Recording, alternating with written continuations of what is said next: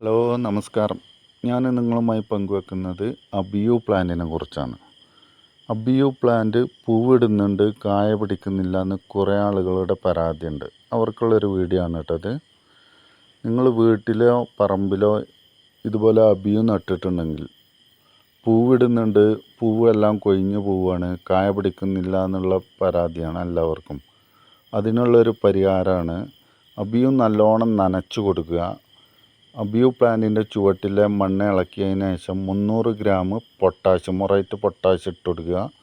അതിൻ്റെ കൂട്ടത്തിൽ തന്നെ micro nutrients, micro food 100 gram ഇട്ട് കൊടുക്കുക.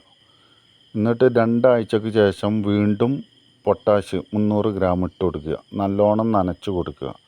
നല്ലൊരു റിസൾട്ട് കിട്ടും കേട്ടോ. ഇതുപോലെ നല്ലോണം കായ പിടിക്കുകയും പൂവിടുകയും ഒക്കെ ചെയ്യും കേട്ടോ. ഇതുപോലെ ഒന്ന് പരീക്ഷിച്ച് നോക്കൂ. വീണ്ടും ഒരു വീഡിയോയുമായി കാണാം. ബായ്.